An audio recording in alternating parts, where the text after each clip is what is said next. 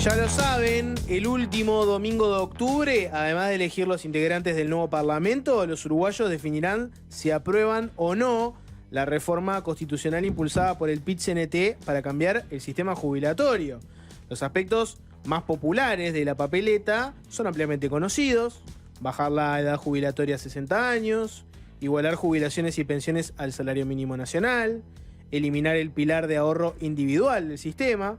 Sin embargo, tan conocidas como sus propuestas, es igualmente conocido el amplio rechazo que ha generado la papeleta en la mayoría de los partidos del sistema político y economistas uruguayos. No obstante lo cual, el PIT-CNT y sus aliados lograron el respaldo ciudadano suficiente para llevar la reforma a consulta popular. Hoy vamos a conversar con uno de los padres de la criatura, madre en este caso, la Asociación de Trabajadores de la Seguridad Social, ATS por sus siglas. En su representación recibimos a Natalia Barbé, secretaria general. Gracias por venir. Gracias a ustedes, por la posibilidad de estar acá. Bienvenida. ¿Cómo te sienta esa definición que hacíamos al principio de una propuesta que reúne un amplio rechazo de la mayoría de los partidos políticos y de la mayoría de los economistas conocidos? En realidad es algo esperable porque los políticos esperan poder resolver ellos en mayorías parlamentarias las situaciones del país. Han mostrado siempre una vasta molestia cuando se va a la democracia directa, cuando se marcan ciertos errores que vemos los trabajadores o la población, porque acá también hay detrás 430.000 uruguayos, ya no es una iniciativa solo de trabajadores y organizaciones sociales. Veíamos posible, primero, porque íbamos a atacar el lucro en la seguridad social, algo que todos estos políticos de diferentes corrientes no lo hicieron durante los 28, casi 29 años que hace que está instalado este problema, más allá de que, como siempre decimos, que la OIT en el 2018 largó un documento de recomendación a todos los países que tenían este sistema, de los cuales éramos 30, 18 ya emigraron, total o casi totalmente, justamente porque tuvieron ese resultado que muestra la OIT de un déficit que comenzó desde la privatización en los sistemas de seguridad social y un resultado de pensiones y jubilaciones altamente bajas para lo que prometía ese tipo de sistema. Uruguay participó en ese análisis.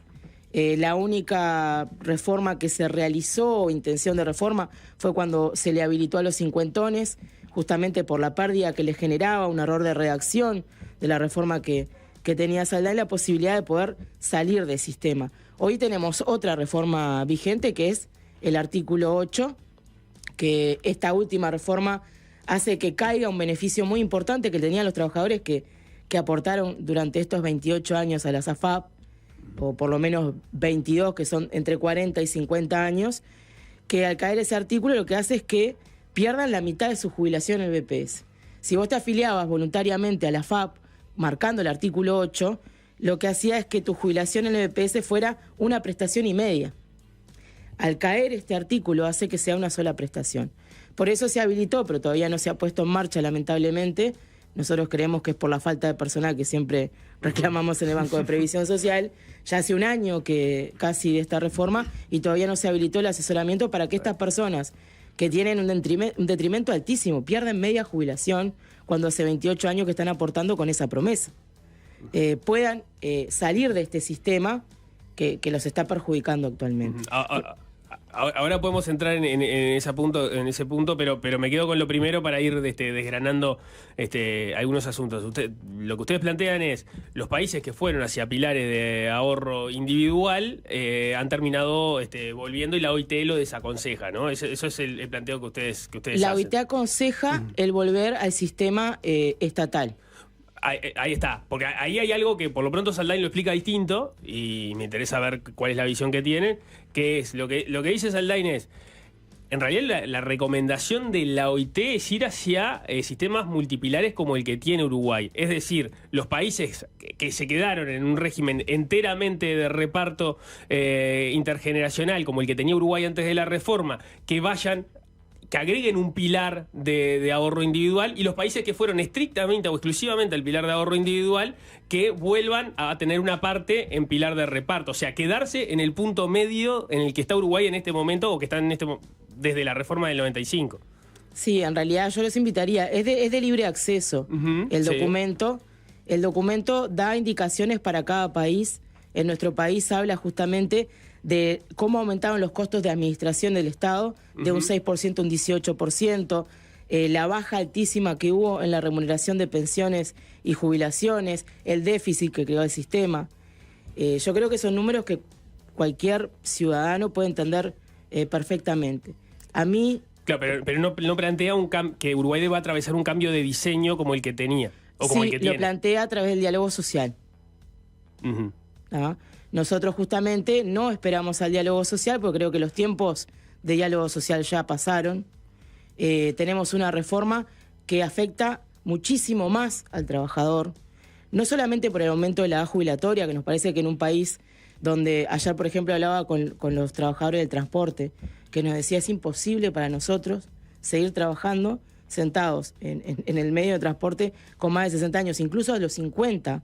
Ya les empiezan a dar el carnet que los habilita a trabajar por un año. Entonces, más allá de eso, hay un problema sustancial, por ejemplo, como las jubilaciones por imposibilidad física, que este sistema nuevo, esta reforma, lo que hace es, bueno, aumento 5 años más. Estadísticamente, al aumentar 5 años más, hace que las personas tengan más lesiones y haya un porcentaje altísimo de posibilidades de que se jubilen por imposibilidad física. Entonces, ¿qué hago? Bajo la tasa de imposibilidad física. De esa forma ha sido dañado el recurso que tiene el trabajador cuando ya no puede trabajar. A tal forma de, bueno, yo te aumento la edad jubilatoria sin ningún tipo de sustento, porque en este país, y lo ve el INE, nosotros podemos entrar a las estadísticas, después de los 60 años un 18% mantiene el empleo. O sea que eso no sustenta una seguridad social. Y si por lo contrario yo aumento la privatización, hago que los aportes que entran a la seguridad social para ese reparto, para esa solidaridad, cada vez se vayan más de ese espectro, genero cada vez más déficit. Si nosotros hacemos un cálculo mínimo, nosotros por año transferimos 1.500 millones de dólares a las AFAP. ¿Ah? El Estado en el último año nos asistió con 500 millones de dólares. Al Banco de Previsión Social estoy hablando, ¿no? Porque asistió... Ahora, esos 1.500 millones de dólares, una parte obviamente son las comisiones de las AFAPs y lo que se paga por concepto de No, seguros. Los 1.500 son aporte de los trabajadores. Ese 7,5 que el BPS recauda, claro, y lo transfieren. Ahí no hay renta. Ahí va, pero eso no es para las AFAPs. Eso en realidad es para el ahorro individual de cada una de las personas, a partir de lo cual eventualmente se haría, cuando esa persona se jubile, se hace el cálculo de cuánto le va a corresponder recibir como parte de la pasividad por las AFAPs, por el cálculo, por lo que fueron ahorrando a lo largo de su vida laboral. No es dinero de las AFAPs. Ese dinero en principio es para utilizarse en negocio, porque la AFAP, sí, está bien. El trabajo que tiene la AFAP es recibir los aportes que le transfiere el Banco de Previsión Social, esa parte del trabajador, el 7,5, invertirlo, sacar rentabilidad, y en su momento, cuando la persona se va a jubilar, lo que tiene ahorrado, luego que le desconté casi un 23% de todos sus ahorros, que después también me gustaría aclarar el tema del seguro de vida, que lo escuché hoy de mañana, le transfiero ese dinero al Banco de Seguro del Estado. Ahí termina mi trabajo como AFAP. Mi trabajo como AFAP es recibir los aportes, invertirlos, sacar rentabilidad, mantener ese ahorro individual, que aclaremos algo. El ahorro individual le da sustento y le da ganancia solamente a los trabajadores que tienen un sueldo mayor a 200.000 pesos y que mantienen una estabilidad laboral continua. Si una persona está desempleada no le sirve, si una persona cambia de sueldo normalmente, de repente en un empleo gana 20, a los 10 años agarra otro empleo que gana 50, el ahorro individual no le sirve. Y está comprobado que para quienes ganan menos de 70.000 es nefasto el ahorro individual. No sirve el ahorro individual en este país. Lo vemos en las pensiones que estamos cobrando. ¿Y por qué no sirve? Porque, y lo demuestran los cincuentones, por algo las personas hasta pagaron para salir. Porque al volver 100% sus aportes al Banco de Previsión Social, su jubilación era mucho mayor que la que cobraba por el BPS y la que iba a cobrar por la AFAP. ¿Por qué? Porque si tú estuvieras 100% por el BPS, que es a lo que nosotros apuntamos, es volver a lo que existía antes del 96. Sí. Sacar la privatización, porque hay que hablar, la AFAP es privatización en un ente del Estado. Es una parte de las jubilaciones privadas.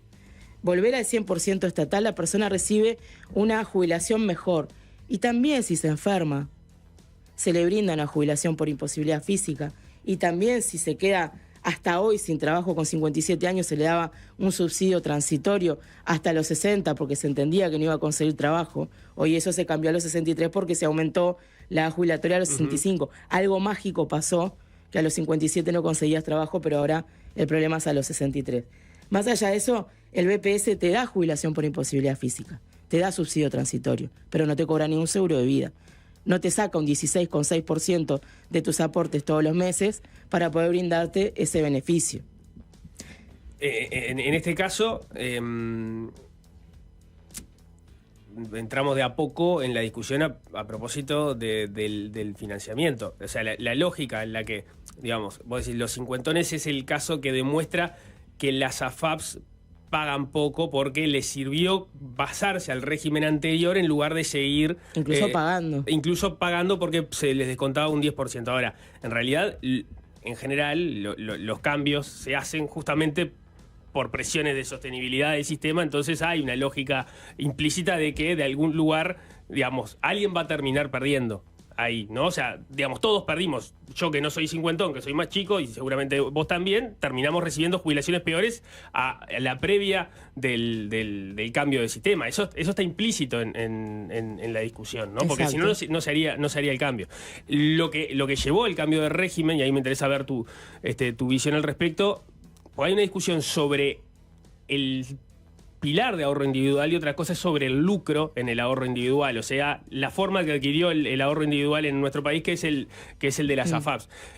La lógica del pilar de ahorro individual implica que el BPS paga mejor, simplifiquémoslo así, entonces te paga hasta determinado monto y quienes ganan más de ese monto empiezan a pagar a una caja de ahorros que en el futuro me va a complementar la jubilación. Entonces, las AFAPs en todo caso perjudican a quienes tienen un nivel salarial, que no estamos hablando de la clase alta, pero por lo menos es la clase media, no es necesariamente los que menos ganan, porque en su momento cuando se instrumentó eso, lo que implicaba es, bueno, yo te aseguro un grado de cobertura y después te bancás vos con tus ahorros, ¿no? Sobre esa idea, ¿ustedes están a favor o no lo ven de la misma forma? Te lo voy a explicar clarito. Hay una parte de los detractores que están en contra de la eliminación total del lucro. O sea, están en contra de que eliminemos las AFAP, tanto sea República, Ahorro Individual o AFAP en sí, porque han sido quienes también, los mismos quienes ingresaron este sistema al país en el 96. Después tenés otra parte de los detractores que están en acuerdo con que eliminemos AFAP Sura, etcétera, etcétera, pero quieren mantener República AFAP. Pero República AFAP, por ejemplo, en el caso del Frente se piensa que sería una República AFAP, pero sin lucro mediante, ¿no? Sí. Yo voy a mantener un sistema, explicarte por qué porque esto, cuando nosotros estábamos en las negociaciones de la papeleta, se nos ofreció dejar República AFAP y ahí capaz que teníamos el apoyo, un apoyo mucho más amplio. ¿Por qué no? Porque ese ahorro individual, y vos bien lo decías, le sirve a las personas que ganan más de 256.000 pesos en este país. Desde un sentido de que lo que ellos aportan a las AFAP hace que la jubilación y pensión que tengan luego las AFAP sea realmente alta, ¿sí? Y además, ¿por qué? Porque si yo gano 500.000 pesos, hasta 256.000 pesos yo aporto el 15% de mi sueldo. De 256.000 pesos en adelante aporto 0 a la Seguridad Social. Y si quisiera aportar, aporto a la FAP. No hay posibilidad de que una persona que gana 500.000 pesos quiera hacer un aporte voluntario en la Seguridad Social, en lo público. ¿Tá? ¿Sabes cuántos trabajadores son? 27.000. ¿Sabes cuántos trabajadores son perjudicados por el ahorro individual? 1.500.000. Entonces, cuando vos pones en la balanza, me decís, quiero dejar República FAP, quiero dejar el ahorro individual. Para personas que no aportan por más de 256.000 pesos, que si quieren tener un ahorro individual, nadie se los va a prohibir. Pueden poner su dinero en un banco, pueden tener incluso hasta más rentabilidad en un banco que lo que tienen por las AFAP, pero no perjudicar a todo el otro espectro de trabajadores, que con este sistema lo que hace es que la mitad de sus aportes se vayan, tengan una jubilación menor en el BPS y luego cuando se van a jubilar se enteran que AFAP le va a pagar 3.000 pesos por mes, 7.000, 9.000 como máximo. Ahí hay otra discusión de cuánto están pagando las AFAPs que tiene que ver con la maduración del sistema de AFAP. 28 años tiene, se piden 30 años. La diferencia hoy, si te jubilás hoy, es que aportaste 30 años al BPS, 28 a la AFAP. No hay tanta diferencia como para que sea tan abismal la diferencia en lo que recibís. ¿Sabés lo que hace la diferencia? Que a vos te quiten casi un 23% de tus ahorros. Eso es lo que hace la diferencia. Expliquemos qué es esa... Expliquemos, es una comisión que no se debería cobrar, porque si tus aportes vos lo brindás para que yo haga negocios y yo tenga ganancias, ¿por qué te cobro una comisión de administración? Tendría que no cobrarte nada porque con tus aportes yo hago mi negocio. Digo, alguien tiene que hacer ese trabajo. La discusión es si se hace de manera pública o se hace de manera privada. Pero un costo por lo menos de administración va a tener, porque si lo hiciera el BPS, igual habría trabajadores que tendrían que hacerlo y eso tendría un costo. Exacto. Es lo que te decía hoy, los costos de administración de AFAP, porque AFAP, el BPS también hace un trabajo de administración. Para la AFAP aumentó desde que se iniciaron de un 6% a un 18%. También le aumentó los costos al Banco de Previsión Social, el costo de administración. Pero además me cobran un 22% en seguro de vida, que lo que hace es darme un beneficio que ellos me tendrían que dar como previsión social, como lo da el Banco de Previsión Social. La jubilación por imposibilidad física o el subsidio transitorio si lo necesito por una imposibilidad física antes de llegar a la edad jubilatoria. Entonces, sí, ahí entiendo yo, y corregime, la lógica es, el pilar de ahorro individual implica que vos, o sea, todo el dinero va a salir de ahí. Si pasa algo, por ejemplo, una imposibilidad física y vos no vas a seguir trabajando, ese ahorro no se va a consumar y entonces de algún lado tiene que salir el dinero. El dinero sale de un seguro porque si no, lo tendría que asumir el BPS y eso iría para parte del BPS también lo asume. Cuando un trabajador debe cesar su trabajo por una imposibilidad física, a la vez que la renta que brinda FAP por imposibilidad física, el Banco de Previsión Social, hasta la reforma te da un 65% de tu jubilación, o sea, de tasa de reemplazo para esa jubilación. No puede el Banco de Previsión Social, cuando una persona cesa por imposibilidad física, no dar la jubilación por imposibilidad física si ya fue comprobado. Además, te voy a decir algo. ¿Sabés quiénes son los médicos que habilitan la imposibilidad física de la renta FAP? Los médicos del Banco de Previsión Social. Hay una oficina dentro del Banco de Previsión Social que se llama Evaluación de Discapacidad AFAP. No, te voy a decir, te hago una pregunta para cerrar este tema porque tenemos que cubrir todo lo demás y capaz que si nos ponemos muy técnicos sobre el detalle mínimo de una de las cosas, no vamos a hablar de todo lo demás que es muy largo, ¿no? Una pregunta que se repite mucho en los mensajes, ¿no? ¿Qué pasa con la plata? Supongamos que se sale el plebiscito, ¿no? Sí. ¿Qué pasa con la gente que efectivamente ahorró durante años y tiene ese ahorro individual en su AFAP, ¿no? ¿Qué va a pasar con ese dinero concretamente? ¿Y qué garantía hay de que le llegue el mismo dinero que puso y que le iba a llegar, que le llegue ese número exacto? Mira, primero que nada, saquemos cucos y mentiras que hay también, que a la población le genera ese miedo justamente. Te dicen ahorro individual, tu dinero en tu cuenta. El Banco de Previsión también Social tiene tu cuenta, que es tu historia laboral, donde tú tenés un usuario donde ingresás y ves todos los meses los aportes que vos hacés y cuánto dinero llevas aportado, cuántos años. También el Banco de Previsión Social lo tiene. Y además, la papeleta justamente habla de que se tiene que garantizar al trabajador la trazabilidad de sus aportes, que no van a tener pérdida ni menoscabo por esta iniciativa. Y algo principal, lo que ya tiene ahorrado vuelve directamente al Banco de Previsión Social totalmente y se pone en su historia laboral. La historia laboral tiene nombre, apellido y cédula. Cuando se habla de ese famoso bolsón, para hablar en negativo, la seguridad social es un bolsón. La seguridad social es un bolsón que es lo que hace que la gente cuando tiene desempleo tenga un subsidio. Pero mis aportes no están en un bolsón. Ahí va, capaz que podemos explicar eso. Yo te voy a decir el discurso que se está escuchando del otro lado, ¿no? El discurso del otro lado, ¿qué te dice? Te dice, bueno, es verdad que la papeleta dice que va a haber una trazabilidad, pero en los hechos la plata ahora va a ir a la cuenta general del BPS. Sabes que el BPS es deficitario, entonces seguramente tu plata concreta ahora se va a gastar en otra cosa. Y en un futuro vamos a ver si efectivamente se te puede pagar lo que se te iba a pagar.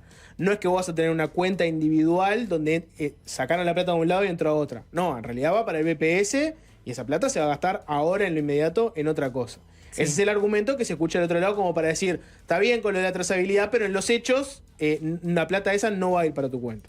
en realidad el dinero vuelve, como te decía, a la historia laboral, pero aparte de ahí estamos poniéndole un peso de que confiamos más en los bancos privados que en el Estado. A mí me están diciendo, confía más en que tus ahorros estén y nunca te falte la jubilación en una FAP, pero desconfía si en el BPS. En el Banco de Previsión Social jamás se dejó de pagar una jubilación o una pensión. Ese dinero que vuelve, sí, es un sistema solidario, pero es ese sistema solidario que sostiene toda la seguridad social. Y nunca, jamás se dejó de pagar una jubilación. El costo que va a tener, ya después otro segundo punto, son 460 millones de dólares, pero no nos olvidemos que el BPS va a dejar de transferir 1.500 millones de dólares hacia las AFAP, que el fideicomiso crea que los contratos que hoy tiene la AFAP, que le están dando rentabilidad, esos contratos van al fideicomiso y esa rentabilidad va también al Banco de Previsión Social. Pero pará, porque ahí vos arrojaste números y me parece que estamos... Sí, por eso te decía que ya más para el segundo punto. Pero acá lo que la gente tiene que tener en claro es que acá se han fundido bancos, han desaparecido bancos. Hemos tenido, no quiero ser tan drástica, ¿no? Pero suicidio de personas que han perdido toda su cuenta de bancos privados. El Banco de Previsión Social jamás dejó de pagar una jubilación o pensión. La garantía... Pero ahí alguien te podría contraargumentar y decir, está bien, nunca dejó de pagar una jubilación, pero plata no tiene. O sea, tiene aporte del Estado.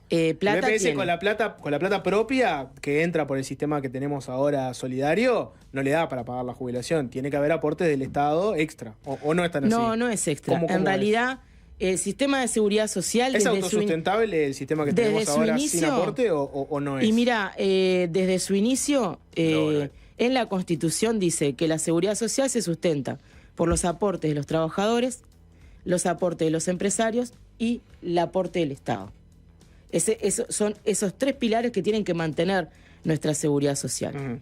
Pero el aporte del Estado, de algún lado tiene que salir. Exacto. De los impuestos que pagamos todos los días. Claro, lo que te digo es que el argumento de que un banco privado se funde y el BPS no se funde, y no se va a fundir nunca, porque siempre el Estado va a tener que aportarle, y jamás se va a fundir, pero eventualmente se vuelve insostenible económicamente, entonces todos tenemos que poner más plata. Hoy me dicen, como dijeron en el 96, es insustentable. ¿Por qué empresas como bancos quisieron ingresar a este negocio si era un negocio que no era rentable y era insustentable? ¿Por qué hoy se defienden las AFAP y no se van? Si nuestra seguridad social es tan insustentable, ¿por qué le sirve a los privados? ¿Por qué? ¿Por qué le sirve a las AFAPs? Decís? Exacto. Pero porque las AFAPs, por el diseño del negocio, sacan sus ganancias de las comisiones que reciben y después lo que tienen que hacer es poner el dinero en una cuenta, invertirla y con eso lo pasan a otro para que otro lo pague. Ponete en el sistema AFAP año 96. Vos vas a ingresar a un país donde te están diciendo que el sistema está colapsando porque cada vez hay más viejos que jóvenes. Vos vas a meterte en ese negocio. Porque la lógica es distinta, porque la lógica de la AFAP es por el ahorro individual, o sea, por definición no va a tener pérdidas. Porque en todo caso eso, cuando te tengo que pagar la jubilación en función de cuánto tengo, es lo que te pago, y la lógica del BPS es distinto. Te fijo cuánto pagás y eso te lo voy pagando con la plata de los que están trabajando en ese momento. Y esa es la discusión de la sostenibilidad. Sí. Te lo digo, yo sé que vos lo tenés claro, pero lo explico. Tenemos cada vez gente más jubilados en relación a las personas que están trabajando. Si seguimos con un sistema... Tenemos casi 3 activos por un jubilado. Claro, pero esa relación se está deteriorando. Exacto, pero a lo que voy es... si yo puedo mantener... La lógica es esa, ¿no? O sea, si yo tengo cada vez más jubilados por menos gente trabajando, no hay otra forma de explicar que eso se sostiene que los que están trabajando paguen más o sacar alguna otra fuente de recaudación, empresas, etcétera, que es una discusión que se en realidad no es una fuente de recaudación, es definiciones políticas. ¿Ya? Porque lo que viene hacia el Banco de Previsión Social como asistencia del Estado es rentas generales, es lo que se recauda de los impuestos. Lo que nosotros dejamos de recaudar por exoneraciones es dinero que definimos no ingresar para poder hacer políticas sociales.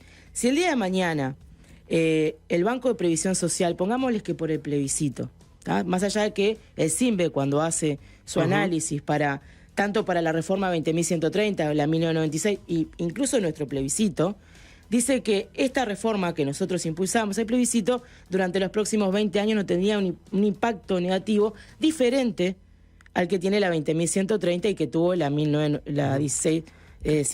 Creo que es un punto de déficit a los 10 años. Claro, a lo que voy es, nosotros, al realizar esta reforma, sostenemos que al dejar de transferir 1.500 millones de dólares, volver el dinero de los trabajadores al sistema, por los próximos 20 años no hay problema. Tenemos 4 gobiernos para que definan políticas sociales, que no tengan que ir siempre a que el trabajador trabaje más, porque aparte, ojo con esto, hoy se aumentó a 65. La misma reforma dice que se va a rever cada 3 años. Sabemos que a nivel internacional se han aumentado a 70 años la edad jubilatoria. En este país es imposible que una persona trabaje hasta los 70 años. Bien, capaz que nos metemos con ese punto, si te parece hacemos una pausa y a la vuelta ya entramos con el tema de la edad jubilatoria, que es otra de las preguntas recurrentes que hay sobre el tema del plebiscito. Ya volvemos. Seguimos conversando con Natalie Barbé sobre el tema de la papeleta por el plebiscito de la Seguridad Social. Ya cubrimos todo el capítulo ahorro individual, hablamos de la SAFAP. Hablemos del otro gran punto sobre el que la gente se hace muchas preguntas, que es el tema de la edad jubilatoria, ¿no? Y hacemos lo mismo. Yo te voy a decir lo que se escucha del otro lado, la gente que se opone, ¿no? a esta iniciativa, y vos haceme el contrapunto y decime cuáles son las respuestas que hay ahí.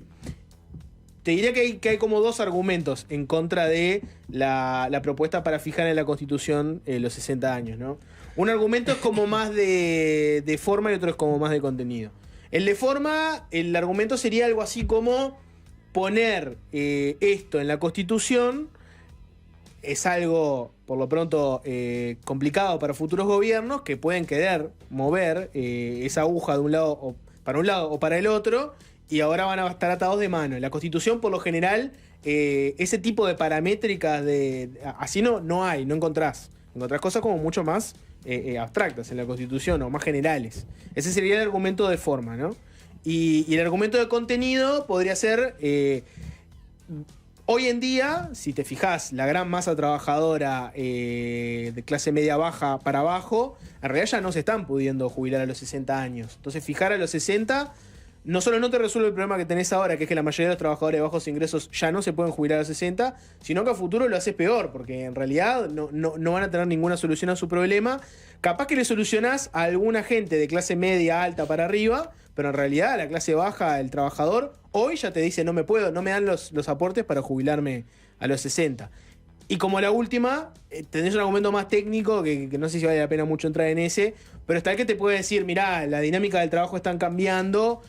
Hoy sería muy raro encontrarte una persona que va a llegar ininterrumpidamente a los 60, porque te puede pasar, yo que sé, pasa cotidianamente, vos lo sabes mucho mejor que nosotros, yo que sé, a los 50 alguien puede perder el trabajo, se le complica mucho reenganchar, entonces capaz está desocupado un tiempo, se termina reenganchando después y para jubilarse con una edad mayor termina teniendo que pasarse por los 60, ¿no? Pero bueno, esos son los argumentos que se manejan en general en contra de esto. Vamos a cuáles son las respuestas que hay del lado de ustedes. Sí, principalmente que no hay rigidez, porque que no sé si es... y me extraña que haya problema de comprensión lectora de la papeleta de personas que hoy están ocupando altos cargos en el gobierno. O lo peor, o que estén mintiendo. Porque en realidad no hay una rigidez. Aquí se habla en la papeleta de el acceso a la jubilación por causal común. Es, si yo no puedo y necesito que el Estado me garantice una jubilación, yo la tenga con los 30 años de aporte. Pero claramente dice la papeleta, 30 años de servicio continuos o interrumpidos sin perjuicio de las bonificaciones y sistemas de cómputos especiales. Y acá voy a hacer un paréntesis. Nosotros tenemos las jubilaciones flexibles, que justamente ayudan a que esas personas que no llegan a los 30 años de aporte puedan, trabajando unos años más, completar y jubilarse. Y esto no lo va a no permitir, porque no es jubilarse a los 60 años tácitamente, es el acceso al causal jubilatorio común, que era el que teníamos antes de mayo del 2023, por el que se jubilaba un porcentaje de personas, es el acceso si lo necesito. Si no llego a los años, sigo trabajando. Si quiero seguir trabajando porque tengo un buen trabajo, lo puedo hacer. O sea, no es que la obligación sea No. A los 60 ya está. No. Es que Por eso, el 60 es el piso mínimo. yo les comentaba que escuchaba la otra vez una entrevista que le hicieron a Lucía Topolansky que decía, yo a los 60 años quiero seguir trabajando. Sí, lo va a poder hacer, Lucía. Esto no es a los 60 años te tenés que jubilar. Es yo, trabajador, llego a los 60 años, tengo mis 30 años de aporte, pero no puedo seguir trabajando, o a veces no quiero porque trabajé toda mi vida, puedo acceder a la jubilación. Hay una discusión que se da es esto en realidad beneficia a determinados trabajadores con historias laborales buenas, seguramente con buenas remuneraciones, probablemente en muchos casos funcionarios públicos. En realidad el trabajador más vulnerable, con historias laborales más precarizadas, que de repente trabajó en la informalidad mucho tiempo, en realidad este cambio no le va a hacer la diferencia porque a los 60 no llega, a los 60 tampoco está llegando con los 30 años de trabajos hechos. Entonces, le va siendo muy esquemático, le va a servir al funcionario público que tiene un trabajo seguro, al laburante más vulnerable no le va a servir. Al laburante que hoy no llegaba a los 30 años y 60 años, esto capaz que no le sirve, pero al aumentarle la edad a 65 lo perjudica altamente. Claro, porque no le va a variar acá. El razonamiento ahí es, ese laburante que llega a los 30, a los 62, a los 63...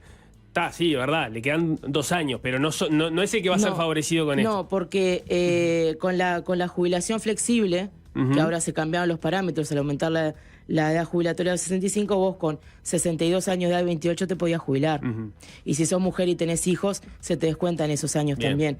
El problema de la cantidad de años de trabajo no lo va a marcar ni tener la edad a los 60, como lo teníamos antes de mayo, ni extender la edad, lo que es las políticas de contralor. ¿Sí? Que hoy por hoy te dicen, sí, hoy la mayoría de las personas se jubilan con 63, 64 años. Ahí hay 2 temas. Uno, esas personas normalmente su mayor actividad laboral lo tuvieron antes del 2005. Empleo totalmente irregular. Por eso tampoco accedían a tener los 30 años, por eso estaba todo el sistema de testigos, un montón de sistemas que hubo que crear para que esas personas puedan identificar los años que trabajaban. Nadie permaneció sin trabajar. Como estos trabajadores, como me decís hoy, no llegan a los 30 años, no es que no estén, que estén sin trabajar, que estén mirándote en la casa. Es que falta contralor para que se regularice. Y eso no lo va a solucionar ninguna reforma de la seguridad social. Eso lo soluciona que el Ministerio de Trabajo y el Banco de Previsión Social hagan las inspecciones que tienen que hacer para que eso no suceda. Acá nosotros no le vamos a cambiar la realidad ni perjudicarlo poniendo la edad a los 60 años. Tampoco es algo rígido, como dicen. Y no se puede dar la situación en donde, un poco siguiendo lo que preguntaba Nico, ¿no? No se puede dar la situación en la cual, al vos correr la edad a 60, generes un contexto en el cual, para el que gana bien y tiene un trabajo seguro, es muy favorable jubilarse a los 60, pero el otro, el que gana poca plata, el que se tiene que rebuscar más, el que es de más bajos ingresos, sigue laburando hasta los 65. O sea, no generaste una desigualdad en el sentido de que van a haber unos que van a decir, me jubilo a los 60 de cabeza, y otros que van a decir, antes no podía y ahora tampoco, tengo que seguir laburando. Sí, pero... No resuelve esa desigualdad. En realidad la resuelve, sí, porque antes de esta reforma, cuando vos permanecías trabajando después de los 60, aumentaba tu tasa de reemplazo de tal forma que cuando te jubilabas a los 65, en vez de un 45, cobrabas un 55%, y eso se eliminó. Tú ahora empezás a los 65 con un 45%, como si nunca hubiera existido lo anterior. Sí, esa es parte, digamos, de la ganancia de la reforma, ese era el sentido de la reforma. Acá hay que ver cuál es la preocupación real, no diferencia si alguien llega mejor a su historia laboral o no. Acá nosotros lo que nos preocupa es que el aumentar el acceso a la edad jubilatoria va a hacer que personas que con 60 años de edad tenían su causal jubilatorio, no consigan trabajo, se mueran de hambre hasta los 65, que recién ahí aparezca el Estado para dar una jubilación. No es rígido. A ver, nosotros vamos a tener 2 plebiscitos en octubre. Uno que se juntó por firmas y otro que salió por mayoría parlamentaria.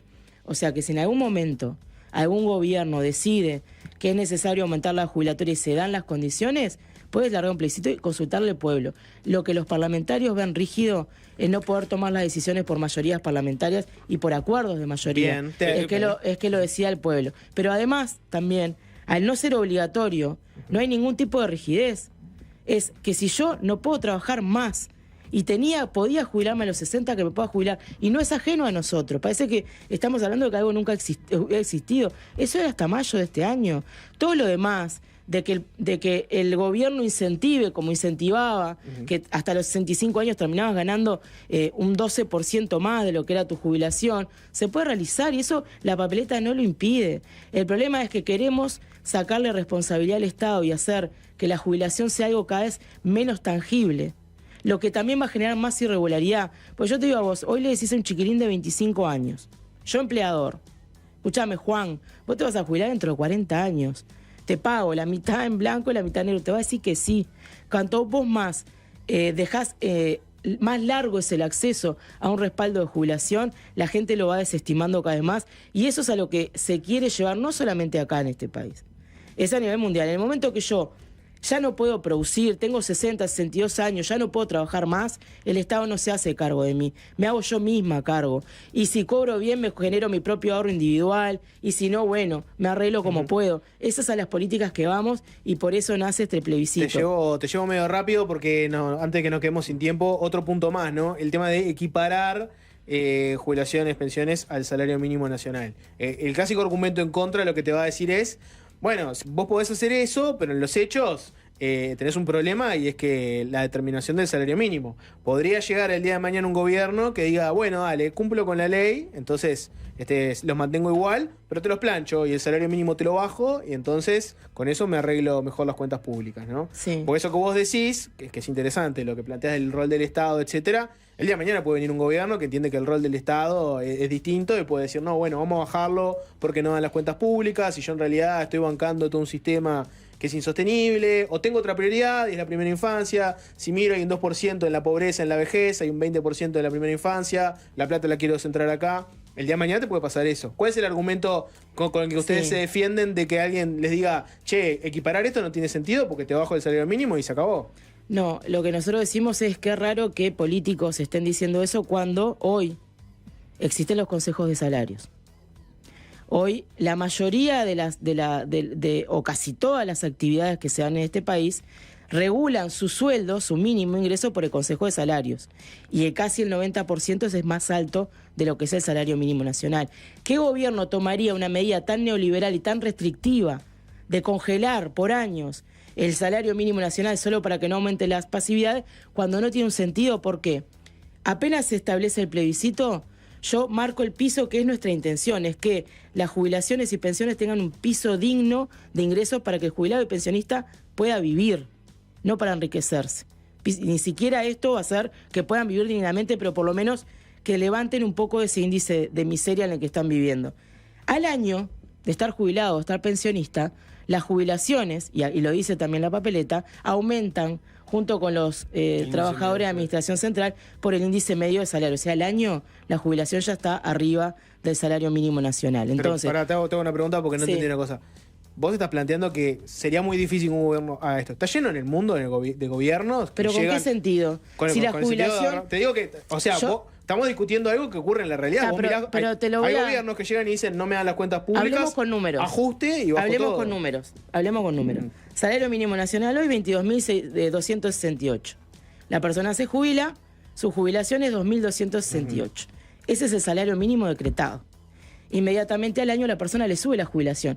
Ya, por más que vos congeles el salario mínimo, no alterás en nada el número de la jubilación, claro, porque esa jubilación sigue creciendo con los aumentos de índice medio de salario y a la misma oportunidad que los empleados públicos de administración de este país.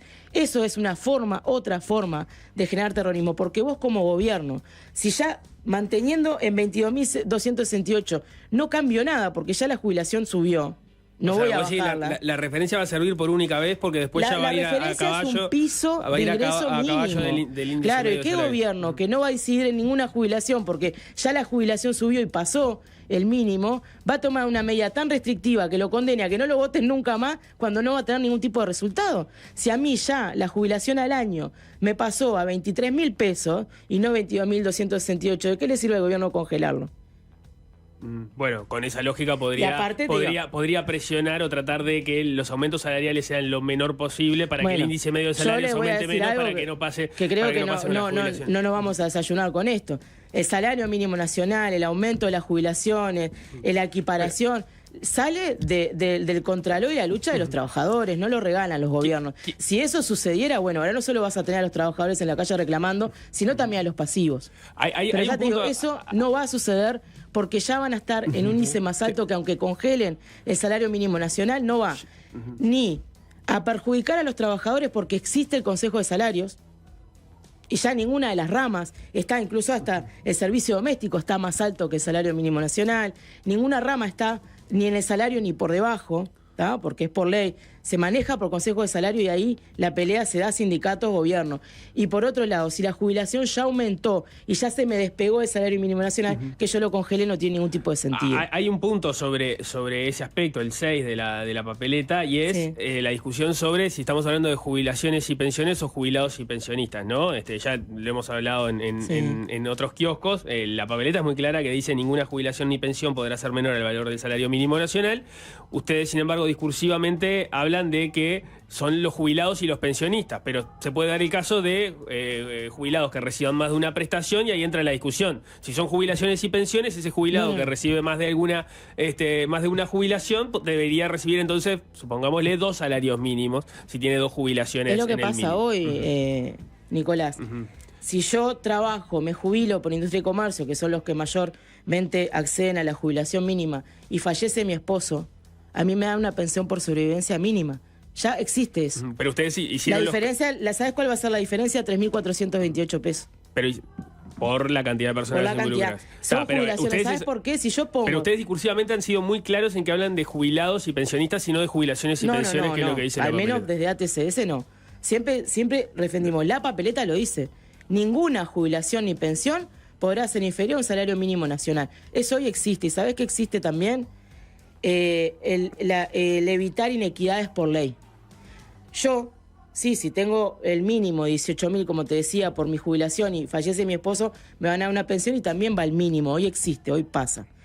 Ese mínimo, con esta papeleta, va a cambiar a 22.268. Pero también hay leyes, y cualquiera que ingrese al Banco de Previsión Social, que hace que no se generen inequidades. Si yo como viuda gano más de 250.000 pesos por mes, no me dan la pensión por la sobrevivencia de mi marido. Entonces, la papeleta dice claramente, hay 24 meses para legislar. Sí, obviamente quienes estén cobrando el mínimo van a tener su ajuste al salario mínimo, que es lo que sucede hoy.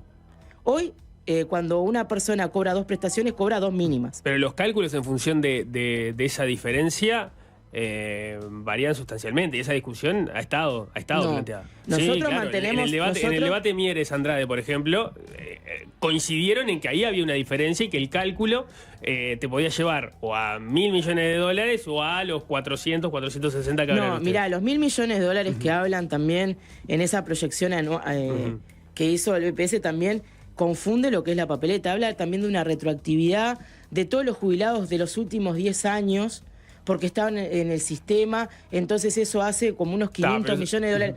Y acá te dice, claro, es quienes estén afiliados al sistema de régimen mixto. La persona cuando se jubila sale del sistema. Todo ese 1.100 millones que dicen no es solamente si es por prestación o es por persona. El cálculo que nosotros hicimos con los economistas del Cuesta Duarte son 460 millones de dólares para las 310.000 prestaciones que se van a equiparar en el momento que se haga esta reforma. ¿Van a sacar en algún momento algún informe o documento que pueda ser base para esta discusión? Se está haciendo justamente. ¿Qué pasa? Vos cuando tomás una iniciativa popular, a veces te desayunás de que también tengas que explicar de dónde tiene que salir el dinero, de dónde... Porque normalmente los reclamos son, para algo tan claro como un jubilado ganando 18.840.000 pesos, se está muriendo de hambre, y te decimos, subíselo 3.000 pesos. Parece hasta ilógico que tengamos que explicar nosotros por qué subiendo eso. Hay que ver cómo se sustenta el país al día de mañana, cuando, lo que te decía hoy, tenemos 2.100 millones de exoneración, porque se define exonerar. Pero con ese argumento yo te digo, a todos los niños que están debajo de la línea de pobreza, dale 3.000, dale 5.000 pesos, dale 10.000 pesos para sacarlos. Y se puede hacer. Pero de algún lado tiene que salir el dinero. El mismo país que define que quienes tienen más dinero y son los dueños de los medios de producción, se les exonere 2.100 millones de dólares, ese mismo país puede definir que se les exonere un poco menos y aumentar 3.000 pesos a un jubilado que está pasando hambre y sacar justamente a las infancias del hambre también. Para hacer ese razonamiento políticas. Pero para hacer ese razonamiento habría que hacerlo sí con el documento arriba de la mesa para ver. ¿A vos te parece que yo como país, como Estado, hay niños pasando hambre Se necesitan 450 millones de dólares, lo dice la ONU, para sacar a esos niños del primer nivel de pobreza. 460 millones de dólares para sacar a los jubilados y pensionistas del primer... Y me doy el lujo de exonerar 2.100 millones de dólares. Sin embargo, no hicieron una juntada de firmas para que se pongan esos 460 millones de dólares para los niños. Se hizo para las jubilaciones. Bueno, acá donde hay 10 veces menos pobreza. Los mismos detractores. Nosotros hablamos de seguridad social. El tema de los niños es otra cancha y esto se emite por una reforma ahora. Los mismos detractores que nos salen a decir a nosotros, ¿por qué aumentar las jubilaciones y pensiones? Que es lo mismo que te digo, ¿por qué hay que elegir? Entonces yo, o salvo a los niños... Porque si vos salís de acá y querés comprar algo... No, salvemos a los dos. Por supuesto que sí, pero eso son políticas que lo tiene que hacer el próximo gobierno. Si te hace el lujo de exonerar 2.100 millones de dólares, date el lujo de gastar 450 en los niños, 460 en los pasivos. Pero no me vengas a decir, después de 4 años de gobierno y de otros 15, que recién hoy te desayunás de la pobreza infantil cuando yo planteo aumentarle 3.000 pesos a los jubilados y los pensionistas. Eso sí no lo puedo permitir. Cuando ya te digo, te das el lujo de mantener exoneraciones al clero, exoneraciones totales a las mutualistas de aporte a la seguridad social, exoneraciones a los institutos privados, que no son solamente colegios, sino que estamos hablando de Carrasco. Los institutos privados están... la mayoría están todos fundidos. No sé cuánta plata sacan, pero tenemos que hacer una tanda igual. Instituto privado Carrasco Lounge Tennis, nos está fundiendo. No, está bien, pensé que hablabas de la educación privada. No. Hacemos una pausa, tengo que hacer una pausa, Nico, hacemos una pausa y volvemos con un par de preguntas más y cerramos, Natalie, ¿te parece? Perfecto. Seguimos conversando con Natalie Barbey por el tema del plebiscito sobre la seguridad social. Nos quedan algunos minutos más. Cortamos en un momento muy álgido, perdón, pero tenemos que hacer una pausa. Volvemos y te pregunto una más filosófica, porque ya recorrimos la mayoría de los puntos, ¿no? Una filosófica y nos metemos en lo filosófico político. ¿No te interpela el hecho de que existe prácticamente un consenso entre los economistas de que el plebiscito es negativo? O sea, obviamente hay voces que lo defienden, ¿no? Por supuesto. Pero si vos mirás, yo qué sé, políticamente en la coalición está en contra, el Frente Amplio dejó libertad de acción, pero la mayoría de sus referentes económicos, todos están en contra del plebiscito. Sus referentes específicos de seguridad social están en contra del plebiscito. Y teniendo un panorama tan desfavorable, ¿no? En el cual vos mirás a los expertos y mirás al sistema político y casi todos están en contra, ¿no? ¿No te interpela eso? ¿No dicen en un momento, bueno, por algo será que está la mayoría de los técnicos y los políticos están en contra? No, totalmente todo lo contrario. A mí lo que me interpela y me ayuda a seguir adelante es que la población, que es la que va a tener una definición mucho más profunda con esta iniciativa, que es el sacar un poquito de la miseria, jubilados y pensionistas, darle el acceso en un país donde no hay trabajo, a que si quieren se puedan jubilar a los 60 años. Hubieron 430.000 firmas, pero porque había poco brazo justamente por la espalda que dieron algunos partidos políticos a la juntada de firmas. No me extraña que esos economistas, no son todos ni son la mayoría. Lo que nosotros vemos son economistas que pertenecen a partidos políticos que han llegado al gobierno. No son todos los economistas. Nosotros tenemos un grupo asesor bastante alto. Algunos dan su nombre, otros son perfiles más bajos, abogados, juristas y constitucionalistas que estuvieron detrás de esta reforma. Pero de economistas con trayectoria hay pocos, ¿no? ¿Cuáles son los principales referentes? Viera, Notaro, Antonio Elías. Son economistas que tienen incluso más trayectoria que Paul Garibay Corba. Lo que pasa es que los conocemos más porque a uno le dieron un puesto de ministro, el otro fue presidente del BHU. O sea, los conocemos más por los puestos que han ocupado. Pero no, los economistas de referencia del país, y entiendo que el mote de referencia es sí, si a Antonio Elías le hubieran dado un ministerio de Economía, hoy sería referencia. No quiere decir que estén menos capacitados para ver la economía y el futuro de la economía. Acá hablemos de filosofía. La filosofía no tiene técnica. Acá hay jubilados y son mayoría... Perdón, porque ahí hay un punto que es bien importante. Yo no quiero dar nombres porque entiendo que si no están saliendo públicamente es... ponerles el dedo arriba es feo, por algo no están saliendo públicamente, pero hay actores importantes, economistas importantes, que formaron parte incluso de la discusión del diálogo de la Comisión de Expertos de Seguridad Social, que pertenecen al PIT-CNT, que trabajan para el PIT-CNT o que lo asesoran o que lo representan en el Banco de Previsión Social, que no salen a hablar explícitamente a favor de la papeleta, que no salen a defenderla por los medios, así como salieron a atacar la ley del gobierno. No saben hablar a favor porque hay un comando delante de este plebiscito, pero son los que hicieron los documentos donde yo te estoy diciendo pero no lo firman tampoco, no apareció el documento se está terminando y va para ser firmado. Yo di una charla hace muy poco con uno de los principales economistas de Cuesta Duarte en la Facultad de Humanidades. Fue conmigo a dar la charla. Hay perfiles que no son mediáticos, que no quiere decir que no sean buenos en su sistema económico. Pero además también, hablando... El documento, por ejemplo, que van a presentar, ¿es un documento que va a ser un documento del Cuesta Duarte? Un documento de comando realizado por el Cuesta Duarte. Del comando de la campaña realizado por el Cuesta Duarte. ¿Va a llevar la firma del Cuesta Duarte? Va a llevar la firma del Cuesta Duarte, que parece Bien. que es un cuco que están imponiendo hace tiempo como porque no es un cuco. Entonces, en todo caso, me siento responsable de asusar ese cuco, en el sentido de que lo he dicho mucho al aire. A mí me llama la atención que el Cuesta Duarte no haya sido un sostén de esta discusión más importante, cuando es un sostén muy importante de todas las discusiones salariales. El Cuesta Duarte ya nos dio un documento de Cuesta Duarte al comando, el cual el comando le está haciendo las últimas bajadas políticas, porque esto no es solamente económico y jurídico, las últimas bajadas políticas. Pero es un documento que ya realizó el Cuesta Duarte, donde toma justamente la proyección actuarial del BPS, los documentos que realizaron los otros economistas, que es ese grupo asesor que está desde un comienzo con la papeleta, para hacer un resumen, se lo entrega al comando y el comando trabaja hasta la finalización. Pero eso es un documento de análisis del Cuesta Duarte y de todo lo demás. Es verdad que hay un factor político, además del técnico económico, eso me parece que Por supuesto se entiende, que sí. Tiene sentido. Ahora, te digo lo que a mí me llama la atención y vos comentame por qué te parece que es, ¿no? Yo que sé, pienso en el caso de Pablo Ferreri, por ejemplo, ¿no? Que es una persona importante en la economía del Frente Amplio, estaba en carrera con Carolina Cose, apoyándola. Sabemos que Carolina Cose tenía una postura de haber firmado, hasta ahora no ha dado su postura si está a favor o en contra. Y yo qué sé, él vino al programa acá y sabiendo que él estaba atrás de Carolina Cose, igual vino y dio su opinión de que estaba en contra del plebiscito. Le podría haber jugado en contra políticamente, haber salido en el medio de la campaña. Del otro lado se lo usaron, ¿no? Mirá, hasta Ferreri, que asesora a Cose, dice que está en contra de ella, ¿por qué no sale? Lo que yo veo es que del Frente Amplio, más que nada, se juegan un capital político al salir a estar en contra de este plebiscito. Igual mirá que es así como hablamos del respaldo técnico, de los académicos, el establishment, también a nivel popular es jodido, sería decir, no, mirá, yo estoy en contra de esto, y decirle a todas las personas que filmaron, no, yo en realidad pienso que lo que vos firmaste es una cosa que puede ser negativa para el país, etcétera.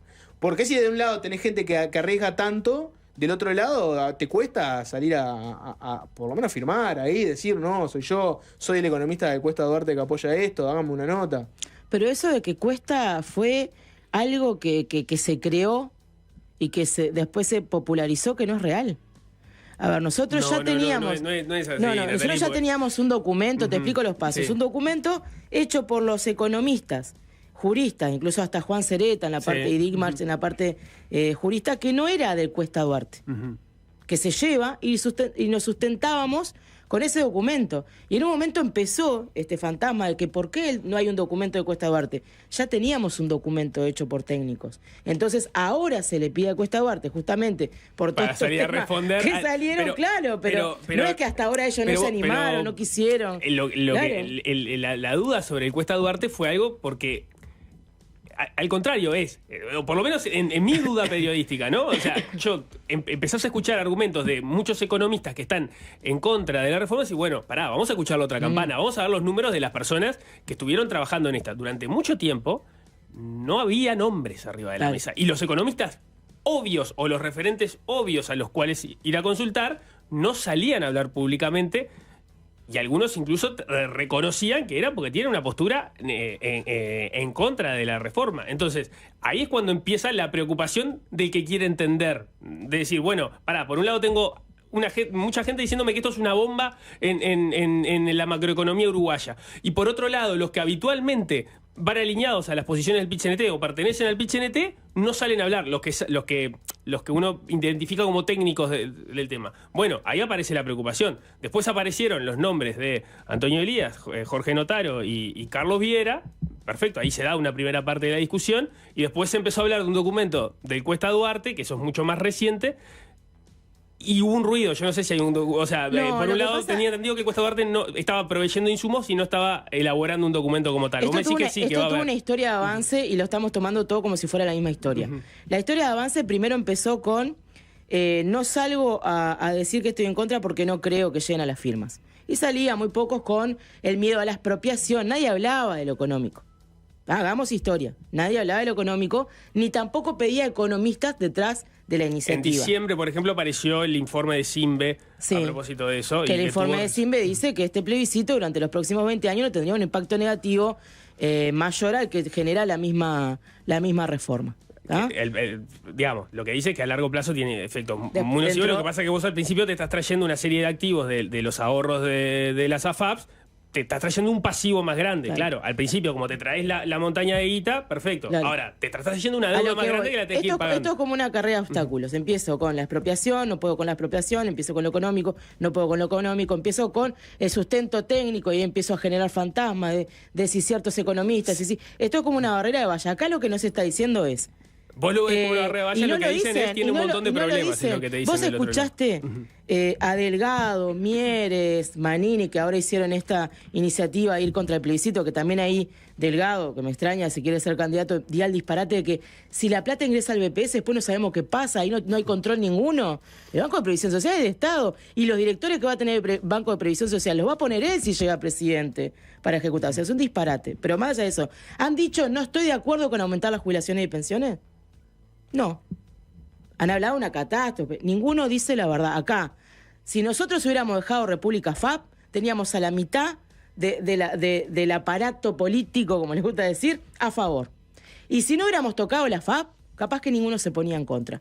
Acá lo real es, ninguno de los gobiernos que han llegado hasta ahora, ni los que se postulan para adelante, han querido eliminar el lucro, más allá de ver a su costado Argentina y muchos países más, a las cuales fueron insustentables y lo tuvieron que sacar. Acá el déficit lo crearon las AFAP y ninguno la sacó, ni las quiere sacar, ni la va a querer sacar. Y la defensa es tal que nosotros, ¿cuántas veces tú tuviste en tu programa un representante de las AFAP de los bancos defendiéndola? Nunca. Tenés ministros políticos defendiendo las AFAP.